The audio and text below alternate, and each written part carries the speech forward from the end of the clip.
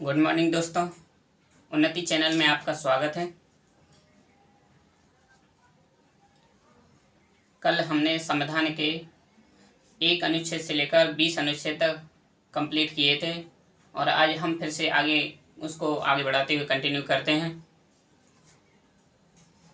देखो, संविधान को समझने के लिए हमें अपने अंदर एक संविधान के गुण लाना पड़ता है, तभी हम इसको समझ सकते हैं। तो संविधान को पढ़ने की ट्रिक भी आपको याद होनी चाहिए कि किस तरह से हमें इसको पढ़ना है, क्योंकि इसमें 395 अनुच्छेद हैं, तो हम एक साथ में इसको याद नहीं कर सकते। फिर भी हम ज़्यादातर इनको लगभग, मेरे लिए खुद 395 अनुच्छेद में से लगभग 200 अनुच्छेद मुझे अभी भी क्लियर हैं, इसलिए मैं आपको पढ़ा पा रहा हूँ। ठीक है, चलिएगा हम संविधान को स्टार्ट करते हैं। और उसमें मैंने इसमें लिख दिए हैं, क्योंकि मैं आपका टाइम ज़्यादा ख़राब नहीं करूँगा। आप पहले स्क्रीनशॉट भी ले सकते हो। इससे पहले हम इसको पढ़ते हैं। ठीक है, चलिएगा हम स्टार्ट करते हैं। संविधान क्या है?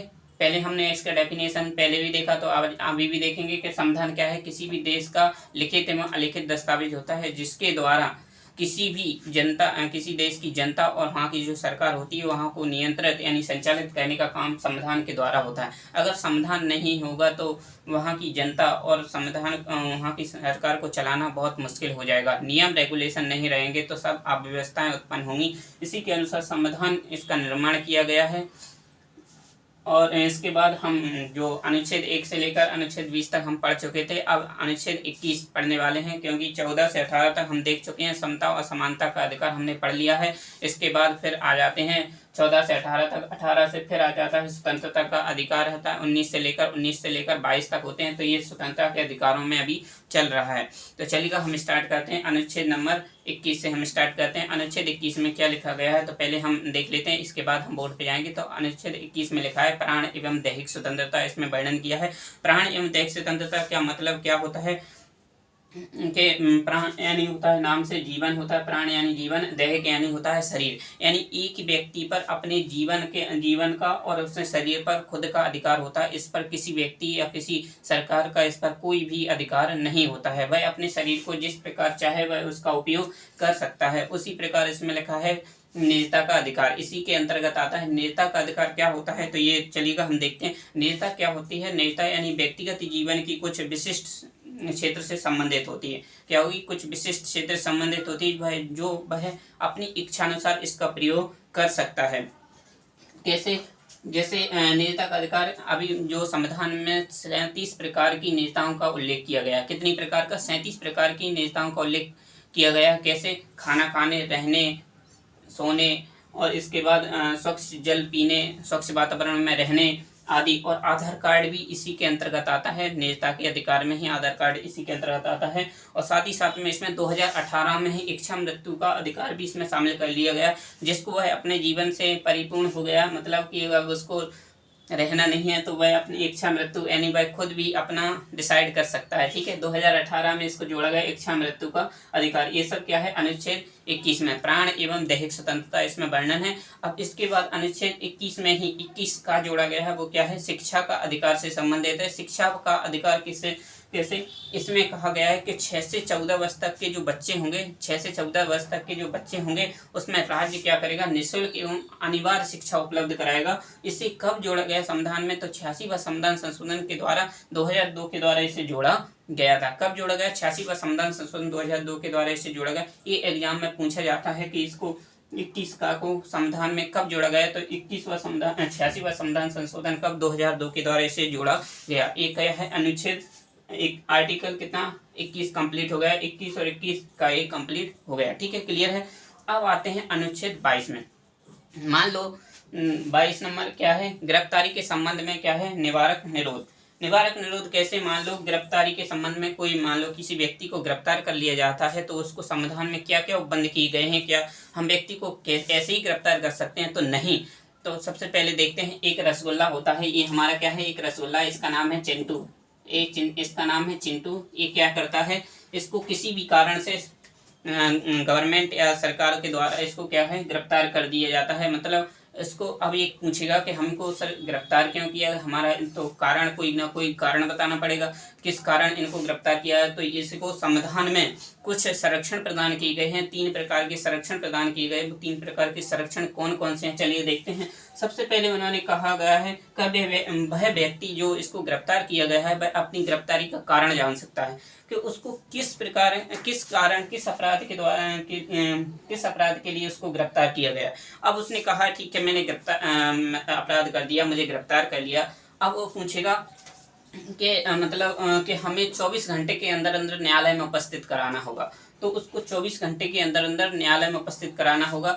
वह समय नहीं जोड़ा जाएगा जो उसके जहाँ से गिरफ्तार किया गया है वहाँ तक जेल लाने तक उसको समय को नहीं जोड़ा जाता है। जेल में ही 24 घंटे का समय होना चाहिए। 24 घंटे के अंदर अंदर उसे काम न्यायालय में उपस्थित कराना होगा। ठीक है, क्लियर। अब उसने कहा है कि और जब गिरफ्तार हो गया तो उसके लिए मान लो उसके लिए संरक्षण प्रदान किया गया है कि उसके लिए अपने पसंद के वकील से सलाह लेने दी जाएगी।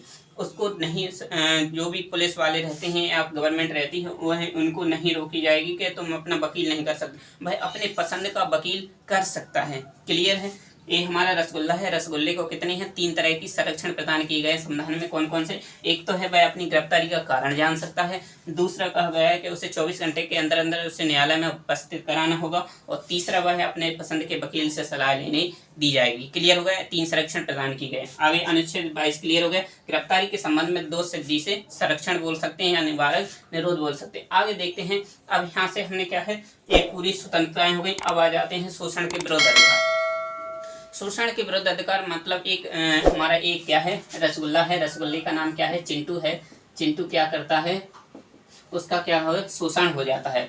शोषण हो जाता है तो उसको संविधान में कुछ प्रबंध किए गए हैं, मौलिक अधिकार प्रदान किए गए हैं कि वह ऐसे जगह या सरकार ऐसे क्षेत्रों पर उनके लिए जाने के लिए मना करेगा कि आप ऐसे इस क्षेत्रों पर न जाएं। इसके लिए अनुच्छेद में उनका वर्णन किया गया है। कैसे, तो अनुच्छेद 23 क्या कहता है, तो देखते हैं। इसमें कहा गया है कि मानव का दुर्व्यापार, मानव का दुर्व्यापार और मानव अंगों की तस्करी, बलात्श्रम यानी यहाँ पर होता है बलपूर्वक किया जाने वाला कार्य। बेगारी यानी बेगारी का मतलब होता है कि व्यक्ति ने काम तो कर लिया, अब काम करने के बाद उसको पैसा नहीं मिल रहा है तो उसको बोलते हैं बेगारी। ऐसे स्थानों पर क्या लगाया है, सरकार ने प्रतिबंध लगाया है कि अगर जहाँ पर व्यक्ति का क्या होता है, दुर्व्यापार होता है, बलात्कारों की तस्करी होती है, मानव अंगों की तस्करी होती है, बलात्श्रम होता है, बलपूर्वक लिया जाने वाला काम, और इसके बाद बेगारी यानी होता है बिना काम के मेहनत तो की पर उसको पैसे नहीं मिल रहे तो उसको बोलते हैं बेगारी।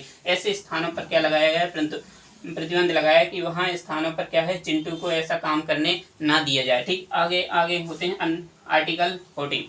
अब उसमें क्या है, ये पूरा क्या है, शोषण के विरुद्ध अधिकार के ऊपर डिपेंड किया गया है। तो इसमें कहा गया है, इसको याद करने का तरीका कैसे, देखो 23, 24, इसमें देखो लास्ट में कितने आ रहे, 4 आ गए, तो इसमें भी कितने आ गए, 4। तो इसमें 14 वर्ष से कम आयु, ध्यान रखना कितने वर्ष की आयु, 14 वर्ष से कम आयु के बालकों को क्या है, लोक नियोजन के क्षेत्र में जहाँ बाल अवस्था का क्या होता है, हनन होता है, ऐसे कार्यों में क्या है, प्रतिबंध लगाया गया। सरकार के द्वारा ऐसे क्षेत्रों में क्या प्रतिबंध लगाया गया है कि ऐसे कार्यों पर चिंटू काम नहीं करेगा। कैसे, 14 वर्ष से कम आयु है।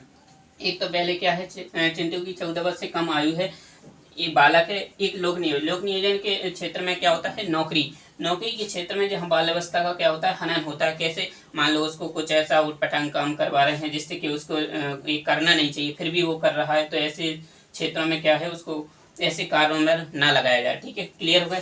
अब ऐसा कहा गया है, नोट पॉइंट में कहा गया है, बहुत ही इंपॉर्टेंट है, इसको तो लिख लीजिएगा, बहुत ही इंपॉर्टेंट है। कैसा, अगर किसी भी परिस्थिति उत्पन्न हो जाए या फिर युद्ध हो जाए, कुछ भी हो जाए, किसी परिस्थिति बस राष्ट्र के द्वारा आह्वान, अगर राष्ट्र आह्वान करता है, चाहे वो छोटे से छोटा हो, चाहे 14 वर्ष से कम आयु का हो या फिर 15 वर्ष का, कैसा भी हो, तो राष्ट्र की सेवा के लिए उसे समर्पित होना ही होगा। ठीक है, क्लियर हो गया।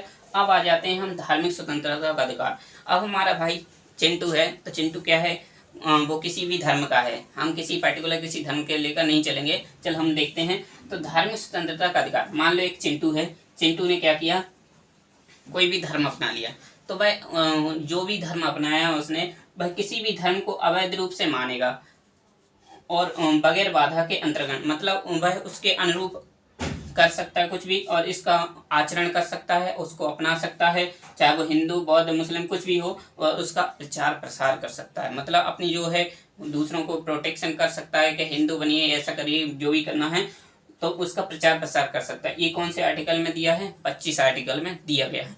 अब जैसे ही हम आगे बढ़ते हैं तो उसमें लिखा है कि बस 26 में क्या है, एक चिंटू है, चिंटू ने क्या किया, उसने अपने धार्मिक स्थलों का क्या कर लिया, निर्माण कर लिया, यानी मंदिर का निर्माण कर लिया। तो अब उसने मंदिर का निर्माण कर लिया तो उसमें क्या है, अगर वो उसने मंदिरों का निर्माण किया है तो पूरा उसका एकाधिकार हो जाता है।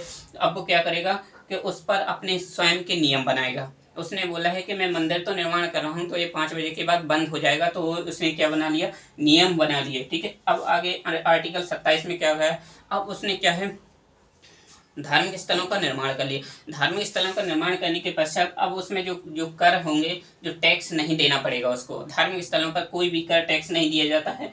और इसमें लिखा है कर के समुदाय में छूट रहेगी और धर्म के संबंध में खर्च की जाने वाली राशि कर मुक्त रहेगी। बिल्कुल क्लियर। आगे देखते हैं, आर्टिकल 28 में कहा गया है कि अगर ये भी सरकार ने ये भी कहा गया है कि अगर कोई भी शैक्षणिक संस्थान है, अगर शैक्षणिक संस्थान में राज्य द्वारा कुछ भी राशि प्रदान की गई है, राज्य के द्वारा कोई भी शैक्षणिक संस्थान में क्या है, राशि प्रदान की गई है, तो वहां पर कोई भी धर्म विशेष की शिक्षा प्रदान नहीं की जाएगी। चाहे वो स्कूल कॉलेज कुछ भी हो, अगर उसमें राज्य का पैसा लगा हुआ है तो उसमें कोई भी धर्म विशेष की शिक्षा प्रदान नहीं की जाएगी। क्लियर हो गया यहाँ तक? अब एक बार हम फिर से इसको रिवाइज कर लेते हैं। तो हमने क्या किया, हम आर्टिकल कितने से आते हैं, आर्टिकल 20 तक हमने पहले कल पढ़ लिए थे। आज हम 21 से पढ़ने वाले हैं। तो प्राण एवं दैहिक स्वतंत्रता कितने में है, 21 में क्या कहा है, प्राण एवं दैहिक स्वतंत्रता है। इसके बाद 21 का में आता है शिक्षा का अधिकार आ जाएगा। शिक्षा का अधिकार कब जोड़ा गया, संविधान में 86वां संविधान संशोधन 2002 के द्वारा इसको जोड़ा गया। इसके बाद हम 21-22 आ जाएंगे।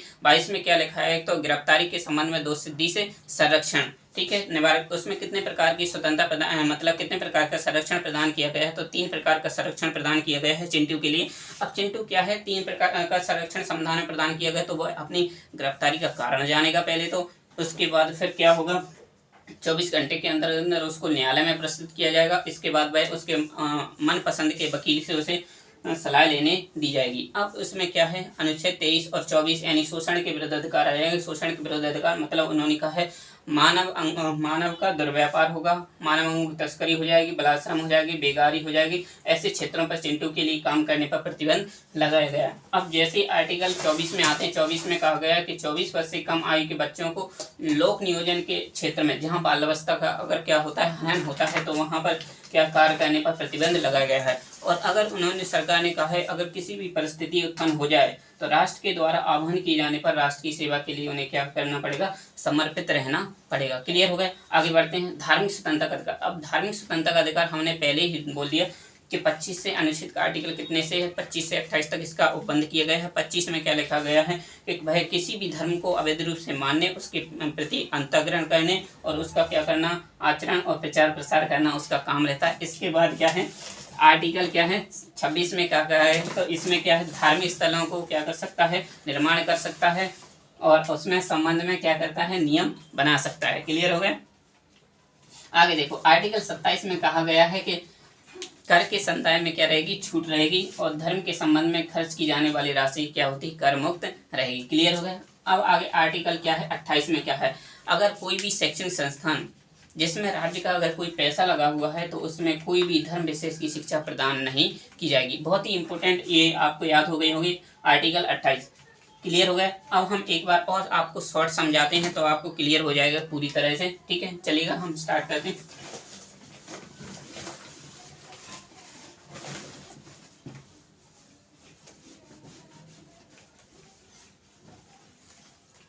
हमारी वीडियो को ज़्यादा से ज़्यादा शेयर करना, लाइक करना, सब्सक्राइब करना, बेल आइकन को प्रेस करना, जिससे सबसे पहले नोटिफिकेशन आपको ही मिले।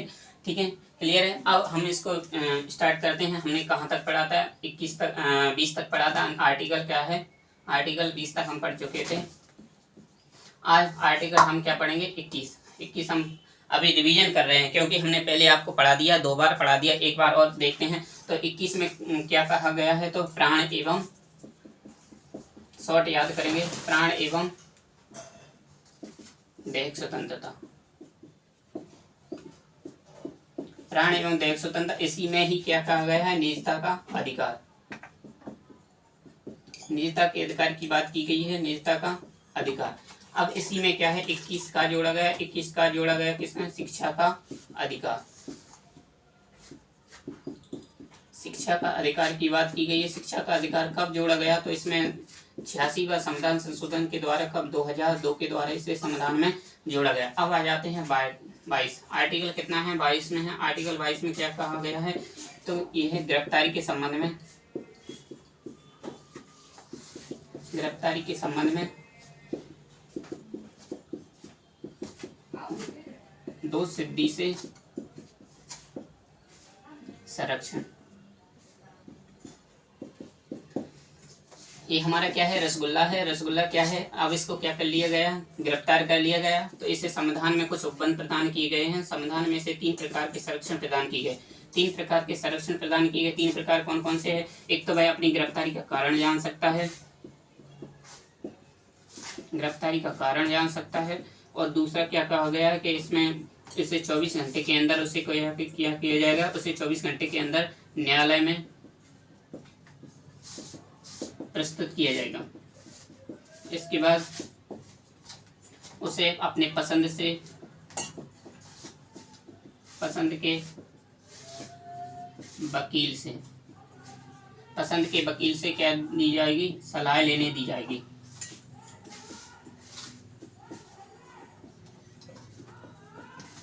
सलाह लेने दी जाएगी, ठीक है। अब ये हो गया किस में चल रहा था, ये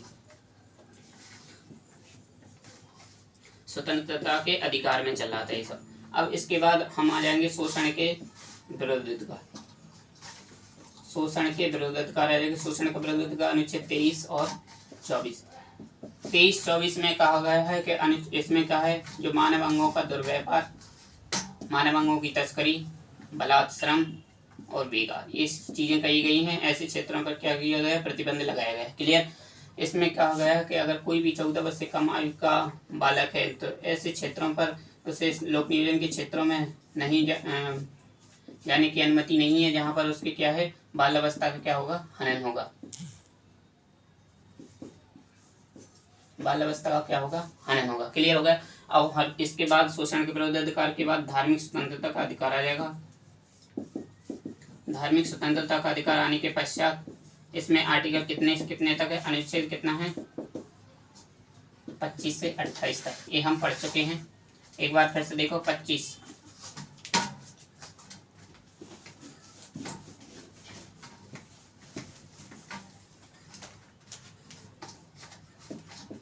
आर्टिकल क्या है, 25 में क्या कहा गया है, कोई भी व्यक्ति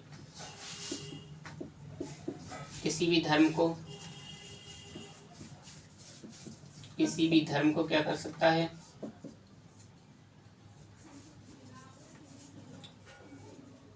आबाद रूप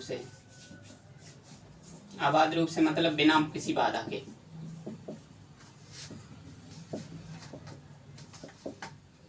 बिना किसी बाधा के क्या कर सकता है, मान सकता है, उसके पितृ आचरण कर सकता है और उसका प्रचार प्रसार कर सकता है। क्या कर सकता है, प्रचार प्रसार कर सकता है। ठीक है।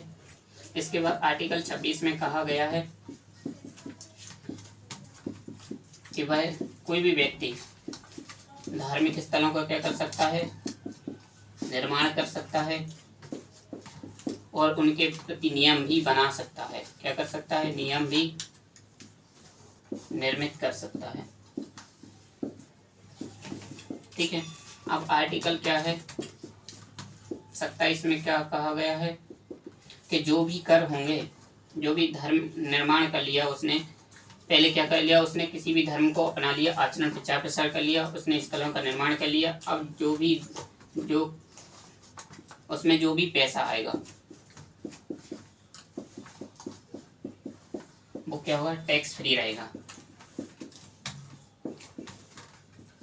इस बार कोई भी टैक्स नहीं देना पड़ेगा। अब आर्टिकल क्या है, 28 में कहा गया है अगर कोई भी शैक्षणिक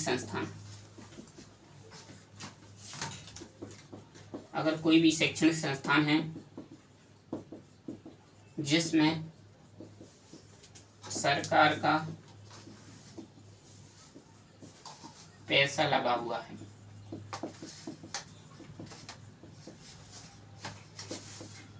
तो उस शैक्षणिक संस्थान में कोई भी धर्म विशेष की शिक्षा नहीं दी जाएगी।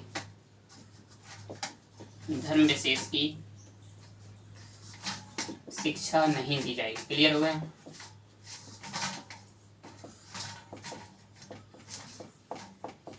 क्लियर हो गया कि नहीं हुआ? ये बहुत ही इंपॉर्टेंट टॉपिक था। हमने कितना आर्टिकल आज हमने 21 से लेकर कितना तक 28 तक हमने कवर किए। ठीक है, क्लियर होगा कि नहीं हुआ? ऐसी क्लास आपको कहीं भी देखने को नहीं मिलेगी। हमारे चैनल को लाइक करो, सब्सक्राइब करो और बेल आइकन को प्रेस करना, और ज़्यादा से ज़्यादा आपको लोगों को शेयर करना है। ठीक है, जिससे कि ये वीडियो उन लोगों तक भी पहुँचे जो आप नहीं पढ़ा पा रहे हैं सही से, लोग बाग टीचर हैं। ठीक है, क्लियर हो गए? आगे हम क्या करते हैं, स्टार्ट करते हैं। अब अनुच्छेद कितना हो गया? 28 तक हो गए। अब हमें पढ़ना है 29 और 30। ठीक है, एक मिनट रुकना, एक डाल लें।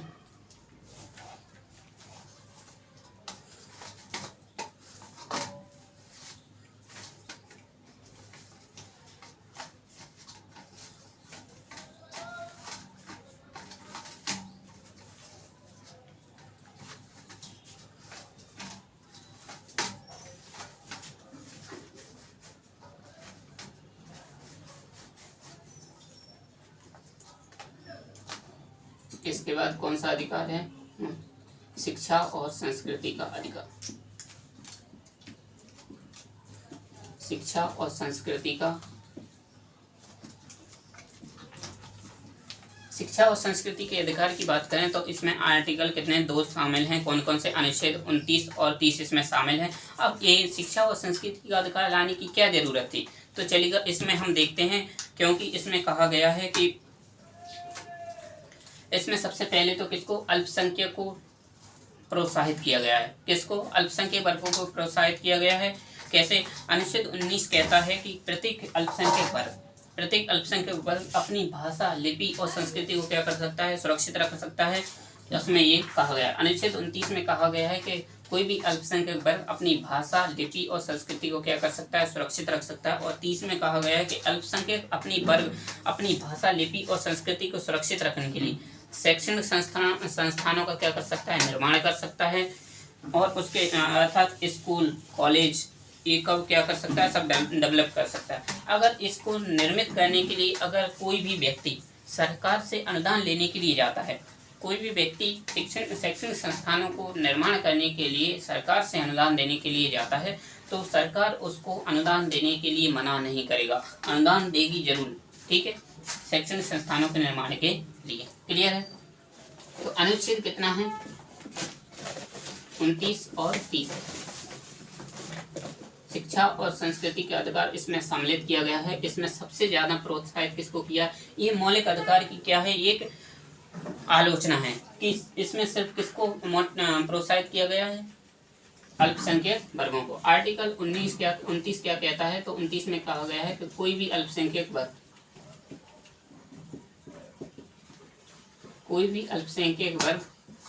अपनी भाषा, लिपि और संस्कृति को क्या कर सकता है? सुरक्षित रख सकता है।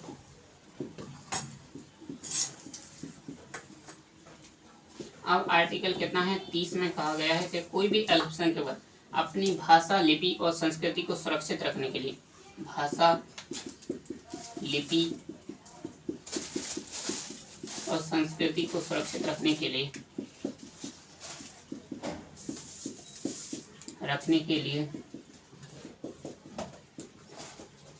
शैक्षणिक संस्थान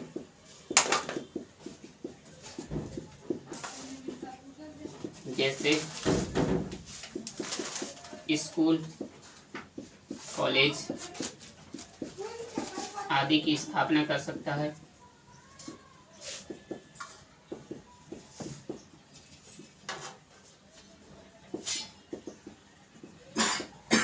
इसके लिए वह सरकार से अनुदान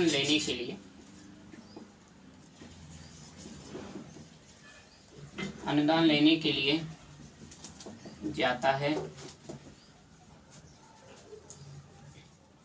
और सरकार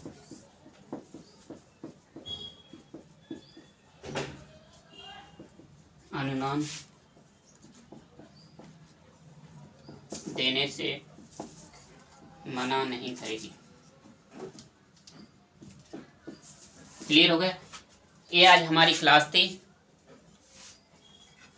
ठीक है, क्लियर है? आज हमने क्या पढ़ा है? आज अनुच्छेद 21 से लगा के पूरा अनुच्छेद कितने हैं आज 30 तक कवर कर लिए। आशा है कि आज हमारी क्लास आपको पसंद आई होगी। हमारी क्लास को शेयर करना है, लाइक करना है, सब्सक्राइब करना है। ठीक है, और नीचे कमेंट्स लिखकर जरूर बताएं कि आप हमारी क्लास कैसी लगी। ठीक है, आज हम अपनी क्लास को यहीं पर ड्रॉप करते हैं। थैंक यू, जय हिंद।